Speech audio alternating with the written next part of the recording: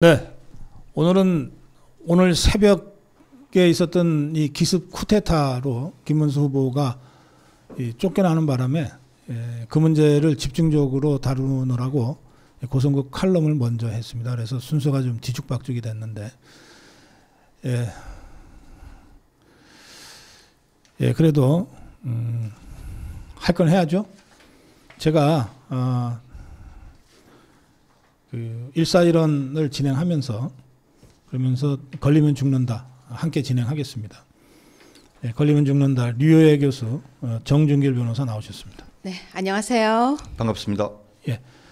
제가 조금 변칙적으로 진행할게요. 네, 잘 따라가겠습니다. 검찰이 이상직이가 그 문재인의 딸 다혜 부부, 전 부부죠. 태국 이주를 지원하는 것 정황을 문재인이한테 다 사전에 보고를 했다는 거예요. 그래서 문재인이가 사실상 이상직으로부터 뇌물을 받는 주범이다, 이런 취지로 공소장에 적시됐다고 합니다. 경제적 그 태국에서 문다혜와 그 전 남편 서모가 생활할 때 제공될 경제적 규모와 관련된 정보들이 다 문재인이한테 사전 보고가 됐다는 거예요. 그래서 이 경우에는 문다혜한테 들어온 그 돈이 전부가 다 문재인이가 받은 뇌물죄에 해당된다. 뭐 이상직이가 이스타항공 직원들한테 서시 채용해라, 월 800만 원 급여 지급하고 주거비 전부를 지원해라, 직함은 회사에도 없는 상무로 해라, 뭐 이런 식의 아주 구체적인 지원을 했고, 그리고 대통령 경호처장, 당시 청와대 대통령 경호처장, 경호처 가족부장으로부터 이 문다혜의 태국 이주 계획을 전제로 한 해외 경호 계획까지 문재인이가 사전에 다 보고받고 이를 승인했다는 겁니다. 자, 이 상황에서 문재인이가 실제로 그 뇌물을 받은 주범이다, 이게 이제 검찰의 공소장의 핵심인 거죠? 네, 맞습니다. 정정일 변호사. 네, 맞습니다. 좀 해설 좀 해주세요. 뭐 전에도 이 방송에서 말씀드렸지만 왜 제명이 뇌물 수수냐, 제3자 뇌물 취득이 아니라 뇌물죄에서는 이제 뇌물 수수, 뇌물 공여죄가 있고요. 그다음에 뇌물 공여와 제3자 뇌물 취득죄가 있습니다. 간단하게 말하면 우리 시청자 여러분들이 직접 뇌물을 받으셨으면 뇌물 수수죄가 되는 거고요. 본인이 아닌 제3자에게 이익을 주기 위해서 준 거라면, 대표적인 경우가 뭐냐면 어떤 예전에 고위 관료가 자기가 다니는 절에 대신 한 10억 정도를 시주하게 했던 사건이 있습니다. 그런 경우에는 이제 제3자 뇌물 취득이 돼요. 그러면 문다혜나 사이였던 사람과 그다음 문재인의 관계를 보면 제3자지 않습니까? 그러니까 상식적으로 보면 이 사건은 제3자 뇌물 취득이 적용되는 게 맞습니다. 근데 그럼에도 불구하고 사실상 문재인이 받은 거와 법률적으로 동일하다고 볼 만한 특별한 사정이 있기 때문에 뇌물수수죄가 된 겁니다. 첫 번째는 뭐냐면 가족이라는 점이고요. 두 번째는 그 취직해서 돈을 받기 전에 그 문재인이 계속 돈을 지원을 해준 거죠. 문재인이 지원을 해주지 않으면 굶어 죽게 생겼는데, 그런데 지원을 해줌으로 인해서 본인이 돈을 더 이상 지원 안 해줘도 됐기 때문에 그것이 직접적인 이익이었다는 거고, 진짜 더 본질적인 것은 그런 일련의 과정이 바로 문재인이 사실상 주도하거나 지시하거나 묵인하에 진행됐다라는 거죠. 그런 측면에서는 좀 더 정확히 표현하자면 공범인 거죠. 공범. 뇌물 수수의 공범이기 때문에. 지금 문다혜와 서모 씨가 받은 돈이 한 2억이 넘는 걸로, 네, 그렇습니다. 그렇게 보도된 바가 있어요. 그러면 뇌물 2억이면은 형량이 어떻게 됩니까? 그러니까 뇌물죄는 일반적으로 우리 형법에서는 5년 이하의 징역에 처하게 돼 있는데요. 특가법이라는 게 있습니다. 그래서 뇌물 액수에 따라서 형사처벌 수위가 달라지는데, 뭐 결론적으로 1억이 넘어가면 10년 이상의 징역 또는 무기징역까지 가능합니다. 예. 1억 이상이면. 예. 그래서 지난번에도 한번 제가 말씀드렸지만 보통 그 검사들이 말입니다. 뇌물 금액이 한 3천만 원이 넘어가면 영장 청구 여부를 검토하고요. 5천만 원이 넘어가면 특별한 사정이 없는 한 영장을 청구하고 구속영장 청구. 1억 원이 넘어가면 정말 예외적인 경우가 아니면 무조건 영장을 청구하게 돼 있습니다. 그렇기 때문에 사실 뭐 민주당에서는 문재인에 대해서 기소한 게 무슨 권한 남용이고 어쩌고 얘기하지만 그게 아니라 제가 보기에는 특수수사를 많이 해본 제가 보기에는 검찰이 문재인 봐주기 수사를 했다. 이런 사건에서 2억이 넘는 1억이 훨씬 넘는 뇌물을 수수한 문재인이 전직 대통령이라는 이유로 눈치 보기를 하면서 영장조차 청구하지 않고 불구속 기소를 한 바로 전주지검이 눈치 보기 수사를 한 것이다. 그렇게 말씀드릴 수 있습니다. 예. 네, 사실상 문다혜 같은 경우는 청와대에 살기도 살았었어요. 그랬죠. 예, 기억나시죠? 그렇게 따지면 그 당시 관사 재테크 할 때. 네, 근데 관사 안에서 먹고 쓰고 뭐 우리가 흔히 이번에 계속해서 윤석열 대통령에게 물 많이 썼다고 이야기를 했잖아요. 그럼 그렇게 따지면은 그 당시에 다혜가 쓴 물은 얼마냐, 그러면은 스팀은 얼마냐 다 할 수도 있는 거예요. 그 정도로 그때부터 이야기가 나오던 건데요. 조금만 더 거슬러 가보자면 저는요 문준용의 취업 특혜라는 이야기가 2017년도에 굉장히 많이 나왔었습니다. 그러다가 그 이야기도 흐지부지가 됐었어요. 이제는 거슬러 가서 그 모든 것을 다 밝혀야 된다. 왜냐하면 저들도 잘 털듯이 우리도 잘 털어야 되고요. 아까까지는 제가 이럴 뻔했어요. 옛날에는요, 박사님. 조국과 경심이 같은 부모의 딸로 태어나면 참 좋은 거라고 다 했거든요. 근데 제가 그 다음에는 문재인의 딸로 태어나면 저렇게 특혜를 받는구나 좋아하려고 했었는데 지금 보니까 정 변호사님이 뭐 10년 이하의 징역 이런 얘기 들으니까 저 취소하겠습니다. 거기 딸로 태어나면 큰일 날 것 같습니다. 예, 어쨌든 뭐 이 문재인이가 직접 뇌물을 받은 그 주범으로 네. 지금 그렇게 지금 검찰이 기소했다는 거고요. 네. 지금 뇌물 액수가 2억이 넘는 걸로 추정이 되는데 그렇게 되면 뭐 이거는 그 기존의 그 법조계의 관행상 무조건 구속영장 청구하고 네, 맞습니다. 10년 이상 무기징역에 해당하는 중형을 받을 수 있는 혐의다. 네, 그런 뜻이죠. 예. 그래서 아마 최종적으로 법원에서도 집행유예가 불가능하잖아요. 그러니까 네. 잘 아시겠지만 집행유예는 3년 이하의 형이 선고될 텐데 네. 10년 이상의 형을 선고되는 것을 장량강경 해봤자 5년 이상 해야 되지 않습니까? 그렇기 네. 때문에 무조건 구속해야 되는 사건입니다. 알겠습니다.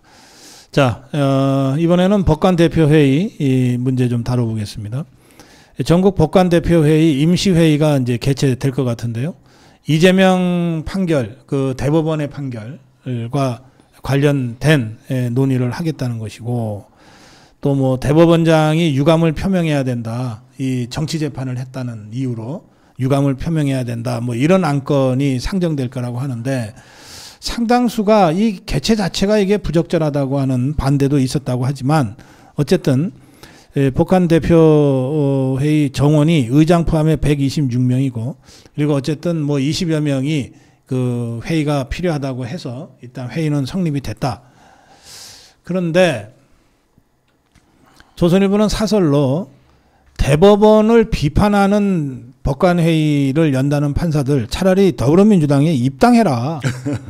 아니 어떻게 대법원이 너무 빨리 재판했다고 이걸 비난하냐. 재판을 지연했다고 비판하는 건 있을 수 있지만 선거법이 633인데 그거 지켜서 빨리 신속하게 재판을 하라고 지시하고 또 실제로 대법원이 그거를 모범을 보였는데 어떻게 이걸 가지고 대법원을 비난하는 법관회의를 열 수 있냐.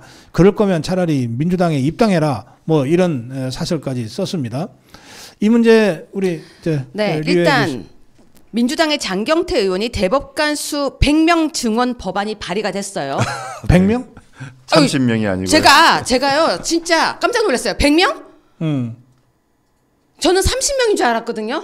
100명. 그동안 30명 숫자가 나왔는데 100명. 100명으로 증원하겠다. 네, 제가 그래서 제가 말하면 박사님 분명히 30명 아니에요 할까봐 프린트를 했습니다. 100명 맞습니다.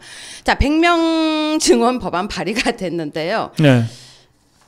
진짜 미친 겁니다. 자, 우리법 인권법이 주도해온 법관 대표회의는 2003년도에 처음 열렸었는데요. 그때는 사실 비정기적 그냥 있는 거였습니다. 2017년도부터 김명수 전 대법원장 취임 후에 공식 회의체가 됐는데 충격적인 사실을 제가 들었습니다. 국제인권법 연구회 출신 판사들이 이 지도부를 맡아왔는데요. 지금요, 우리법 연구회라고 이야기하고 있는 그 전신, 지금 현재 거기에 많은 판사들이 가입을 시작했대요. 네. 지금 많은 판사들이 이재명의 대한민국을 위해서 가입을 한다는 정보를 제가 들었습니다. 저는요, 설마요 라고 했는데 진짜 이 부분을 어떤 언론사든지 파헤쳐줬으면 좋겠어요. 누가 가입하고 있는지, 어떻게 가입하고 있는지, 몇 명이 가입하고 있는지. 제가 왜 이런 얘기를 하냐면요. 대법원장을 징계를 하겠다, 대법원장을 내려와라, 사퇴하라라고 이야기를 하면 이제 앞으로 누가 재판을 제대로 하겠습니까? 예. 네. 이 방금 말씀하신 연장선상에서 말씀드리면 요번에 네. 법관 대표회의에 대해서 이재명이 재미난 얘기를 했어요. 예상한 것보다 늦어졌다 이런 표현을 썼어요. 아니 판사들이 법관회의 대표회의를 개최하거나 언제 하거나 어떤 방식으로 진행되는지를 이재명이 도대체 누구한테 어떤 보고를 받았는지 예상보다 늦어졌다 이렇게 얘기를 하고 있어요. 예. 이게 무슨 말입니까? 결국은 민주당과 뭔가 선이 닿아서 이재명이가 지시했는데 이것들이 꾸물꾸물거렸다 이런 뜻입니까? 예, 바로 그겁니다. 예. 그 민주당 국회의원 중에 최기상이라는 국회의원이 있습니다. 네. 그 최기상 국회의원이 바로 이 법관 대표회의 대표 출신이고 현재 그래서 공천을 받아서 지금 재선위원인데 아마 그런 루트 등을 통해서 이 법관 대표회의를 움직이려고 했는데 여기 또 재미난 일이 있어요. 아까도 말씀드렸지만은 전체 125명이기 때문에 26명이 찬성을 해야 소집이 되는데 네. 5월 8일 6시까지 원래 앞으로 그 소집 여부 투표를 하겠다고 했어요. 그런데 갑자기 10시까지 4시간을 연장을 합니다. 그 이유는 뭐냐면 6시까지 25명밖에 없었어요. 아하. 4시간, 됐구나, 4시간을 늘려서 어렵게 26명을 채워서 그래서 요번에 정족수 미달로 원래 부결될 상황을 억지로 만들어서 요번에 이제 법관 대표회의를 하는데요. 법관 대표회의 개최는 가능하지만 3분의 2 이상이 이 법관 대표에서 추진하는 이 안건을 반대하고 있습니다. 그래서 결론적으로는 뭐 이 소집하는 것 자체가 무의미한 그런 어떤 법관 대표회의를 지금 개최하는 건데 우리가 관심 있게 봐야 될 거는 이재명의 그 독재의 이재명의 손길이 이미 사법부에도 깊숙이 들어가 있다. 이제는 권력 분립이라는 것이 대한민국에 더 이상 존재하기 어려운다는 얘기가 단순한 그냥 내피셜이 아니라 실체적 진실이다. 그래요. 네, 그렇기 때문에 차라리 이재명 찍겠다고 이야기하시는 분들이 계신데 지금 그게 얼마나 끔찍한 얘기를 입으로 뱉는지를 알아야 돼요. 지금 사법부가 이 정도로 점령이 됐고 김명수 대법원장 때 보조기구였어요. 법관 대표회의라는 것은 김명수 때 보조회의였는데 현재도 대법원장 견제라는 출범 취지가 무색하게 김 전 대법원장과 보조를 맞추는 기구였다라고 하고 있습니다. 우리 사법부가 지금 이렇게 되고 있다는 건 되게 무서운 이야기들입니다. 알겠습니다. 그 이재명이가 총을 좋아합니까? 이자는 왜 요새 입만 열면 총 얘기를 해? 박사님이 이야기하셨잖아요. 그거 어설프게 잘못 알고 그 이야기를 하는 거라고 박사님이 말씀하셨잖아요. 네. 그러니까 어디서 들은 건 있고 그걸 갖다가 멋있게 느껴졌는데 하려고 하니까 계속 총이 나오는 거죠. 그러니까 뭐 우리를 향해서 총을 난사하면 고쳐야 한다. 뭐 무슨 네, 박사님 어제 제가 아주 재밌는 얘기를 들었어요. 하여튼 애들한테는 장난감도 잘 선별해서 줘야 돼. 네, 맞습니다. 그 어떤 분이요. 이재명의 드레스 코드가 마음에 안 든대요. 걔는 왜 자꾸 방탄복을 입고 다니냐요. 드레스 코드가 방탄복인데 방탄복 입고 자꾸 총 얘기하니까 지가 지금 이상하다는 거예요. 어떤 분이 진짜 저한테 하신 얘기예요. 그리고 땀띠 난다고 그거 좀 벗으래요. 참 진짜. 예, 자,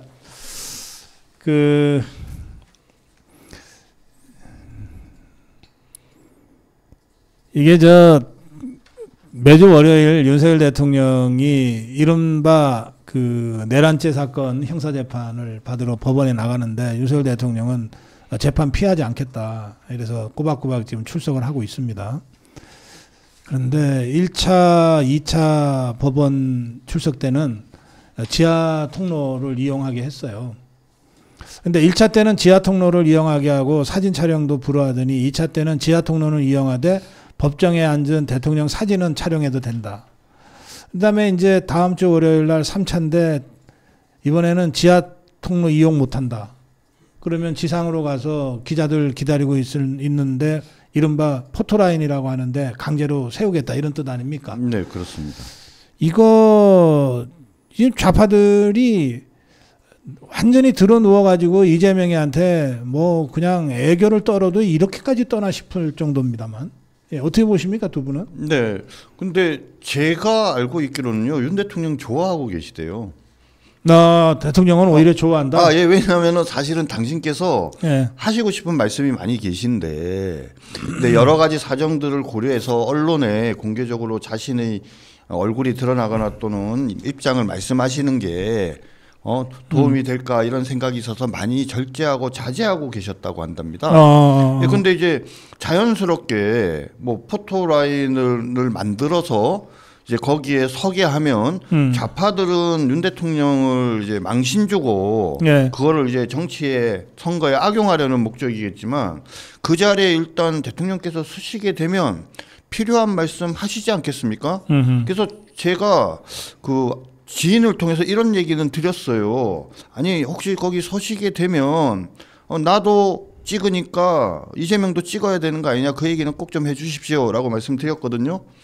그러니까 저는 뭐 그런 얘기 포함해서 뜻밖에도 아이고 이제 오히려 이제 좌파 애들이 그냥 그러지 말고 포토라인 세우지 말고 고법에 얘기해서 그냥 지하 주차장 계속 사용하게 해주세요. 이렇게 부탁하는 상황이 저는 벌어질 거라고 생각합니다. 5월 5일 고수부지에서 윤석열 대통령 사진이 찍혔는데요. 사진을 찍은 사람은 우리 측 사람들이 아니고 저쪽 사람들이었나 봐요. 근데 사진을 찍으려고 이렇게 하면은 막 경호원들이 다가가서 막고 윤석열 대통령의 얼굴을 이렇게 가리고 이런 걸 생각했었나 봐요. 근데 갑자기 혹시 보셨습니까 사진? 카메라를 이렇게 보고 이렇게 웃고 계세요. 근데 그게 그렇게 기분 나빴대요 자기들은. 경호원이 막지도 않고 윤석열 대통령이 가리지도 않고 오히려 여유 있게 이렇게 다리 탁 올린 상태에서 이렇게 카메라를 응시하는 게 찍는 사람이 너무 놀랬다는 거예요. 예. 그래서 그쪽 사람들은 오히려 지나가다가 보이면 찍지 말자라고 하는 이야기까지 개딸들은 돌았다는 얘기도 있습니다. 네. 당당하신 분이셔가지고요. 카메라를 찍으면은 이렇게 본인이 이렇게 웃으면서 뭐 국민 여러분 잘 지내셨습니까? 아마 기자님 여러분 잘 지내셨습니까? 하는 모습이 당당하게 나오지 않을까 싶습니다. 경우에 따라서는 아크로비스타에서 걸어서 재판을 받으러 가시는 그런 상황을 연출하실 수도 있다라는 생각이 듭니다. 근데 걸어가도 5분이에요. 그러네요. 딱 5분이에요. 정말로. 그래서 그냥 당당하셔도 될 것 같습니다. 네. 네. 자, 지금 9시 40분부터 김문수 후보 네. 긴급 기자회견이 예고가 됐는데 아직 시작은 안 한 것 같습니다. 긴급 기자회견이 진행이 되면 바로 내용을 여러분께 전해드리고 논평하겠습니다. 자, 마지막 주제로 가겠습니다. 저 좌파 종북주사파들이 진짜 전부 다 모였어요. 이번에는 어떻게든 정권 탈취하겠다고 그렇게 하는 것 같은데 이재명이가 통진당의 잔존 세력, 이 진보당하고도 이 단일화를 해서 이 국회 의석 갖고 있는 좌파 정당이 5개인데 이 5개가 모두 이재명을 지지하는 걸로 그렇게 만들어냈어요. 이거 어떻게 보시는지요? 저는 이 부분을 보고 이 느낌이 들었습니다. 이재명이 네. 불안해하고 있다. 지금 안심 안 되는 거예요. 볼 때는 여유 있어 보이고 그렇게 경남을 다니고 하지만 생각보다 우리가 어떻게 될지 모르고 지난번 대선에도 졌듯이 뒤집어질 수 있다고 생각하는 거예요. 불안하니까 모두가 다 모이는데 사실 진보당에서는요. 진보당 당원들과 그쪽에서는 오히려 단일화하지 말라고 한대요. 김재현으로 가지 왜 단일화하냐고 한다는 거예요. 아하, 그들은 예. 우리는 민주당하고 또 색깔이 다르다라고 외친다는 거예요. 네. 그래도 외치는 걸 보면서 이재명이 아직은 안심 못하고 불안해한다. 저는 그렇게 봤습니다. 저도 같은 의견인데요. 2017년도에 당시에 진짜 말도 안 되게 박근혜 대통령께서 탄핵당하시고 난 다음에 문재인이 출마했을 때 심상정도 같이 출마했지 않습니까? 네, 그랬죠. 끝까지 뛰었고 제가 알고 있기로는 한 7% 정도 내외를 6%에서 7% 정도 득표한 것으로 알고 있습니다. 그럼 당시에 왜 두 사람이 굳이 단일화할 필요가 없었겠습니까? 그냥 각자 나가서 자신의 주장을 하더라도 본인들이 무조건 이긴다고 생각했기 때문인 것이죠. 근데 지금 상황에서 사실 이재명은 본인을 살리기 위한, 그죠? 본인이 절대 앞으로 재판도 받지 않고 독재 권한을 행사하기 위한 그런 말도 안 되는 입법들을 하는 과정에서 많은 상식적인 국민들이 사실상 민주당에 대한, 특히 이재명이 대통령이 되면 안 되겠다라는 그런 비토 세력과 생각들이 존재하는 걸 잘 알고 있습니다. 그렇기 때문에 최대한 모아도 불안한 상황인 거죠. 네. 지적하신 것처럼. 네.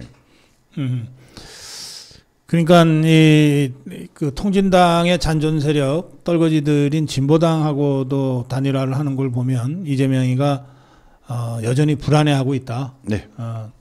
그런 두 분의 해설이시군요. 네, 그런데 거기 하나만 더 제가 추가하자면 걱정되는 게 하나 있습니다. 이재명이 만약에 대통령이 된다면 아마 국민의힘을 정당 해산하려고 들 거예요.